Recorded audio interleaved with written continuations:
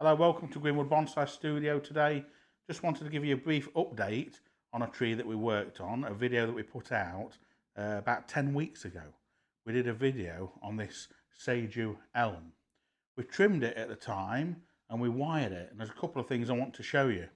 Now, at the moment, it's beginning of October, and in the next few weeks, the leaves on this will be going yellow and they'll be falling. So before that happens, I wanted to show you the progress we've had on this tree. We've had good and bad progress on it. So the good progress, it's put on quite a lot of growth. These new tips have sent out about 1 inch of growth all over.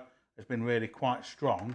But I noticed the other day, I'd wired the tree, and amazingly, this was only 10 weeks ago, and I walked past this branch here, and look how this has been cut. The wire's cut in here, and here and here, cutting quite badly.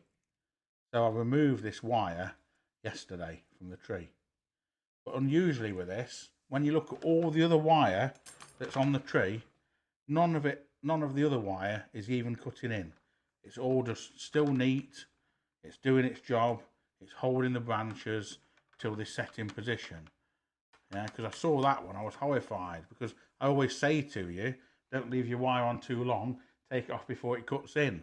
So even though that's what we say and that's what we try to do, this tree, for some reason, this branch has just gone absolutely crazy and grown so fast, so quick, that it's literally doubled in girth and size within those 10 weeks. So that's a bit of a nuisance. We've took the wire off and that will start to heal and become less noticeable. And then I wanted to just lift it in and give it a little bit of a prune. So we've got a bit more growth on it than we had just a few weeks ago. So just before it starts to drop and the leaves change colour, I thought it'd be nice to get it in and trim it now, so you can start to see the image a little bit more. That's growing up a bit too much. See this bit just here, look. If I take this back down to here, then it makes that foliage pad. These are quite a quick growing tree anyway, but I was so surprised. Obviously, if you follow the videos, you'll know that just a couple of weeks ago I was over in the USA at the National Bonsai Exhibition in Rochester, New York. I was over there for a week visiting, looking at the exhibition, the trees and that. And I came back from there, and all of a sudden, trees that weren't in autumn colour here in the UK are now in autumn colour, and had a scout around the nursery to see what's happened while I've been away, and this was one of the trees that I spotted.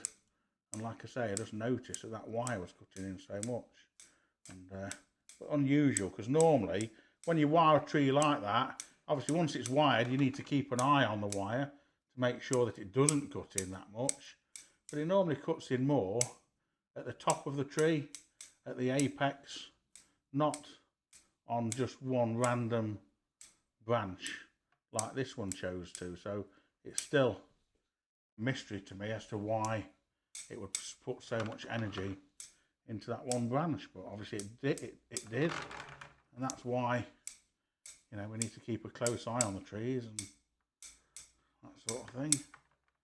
So this is going to take a while to get it compact, and this branch here now, because I've took the wire off that does look a little bit out of shape. Really, it wants to be down into here. So if we pull it down a little bit into here, because the rest of the branches are still being held with the wire, and of course this one isn't anymore. So what we'll do, well, I don't want to run the risk of it cutting in again, so we'll just get a little loop of wire, and we'll just put a little wire pull from there, and that can just come down around this low branch like that, just to get it back into position. And a little bit of pruning on this longer growth. This tree, you know, because we worked on it sort of August time this year, I didn't actually work on it during the peak growing time, you know, through spring and early summer. So I've got off to a little bit of a late start with it.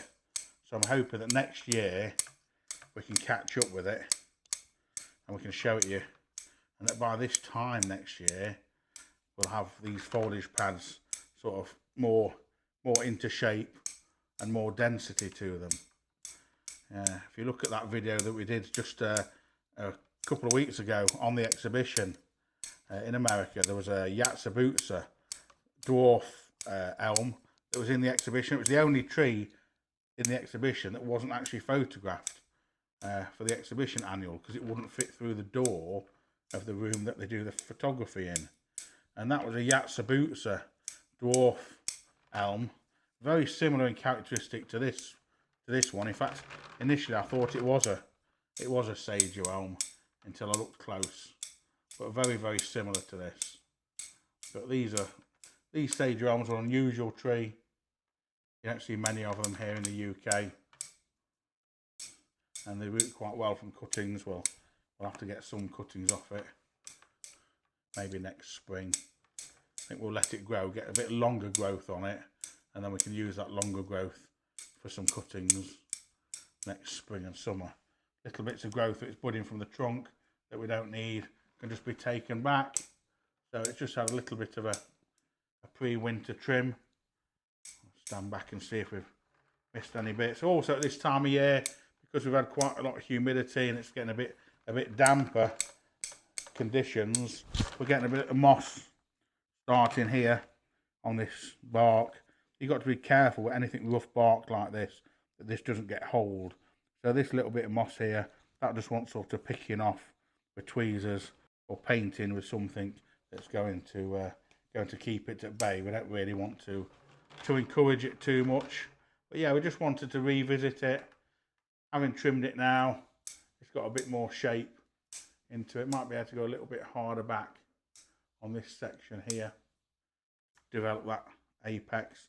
So the front of this was in here, towards you. So that's just unbelievable that we started this tree. The initial styling that we did, have a look back and check out that video, part 1, and then this follow-up video, part 2. I'll say there's only 10 weeks between the two. How many times do you hear people say that bonsai take years? You know, obviously this tree has taken many years, but the amount of progress we've had just in 10 weeks is quite a huge amount of progress. And we're also looking forward to working on it next year and making it even better. I just thought I'd bring it out to show you before it goes into autumn colour, and I hope you've enjoyed the little follow-up, and make sure you check out the first video of this tree if you haven't already found it on our channel. Thank you very much.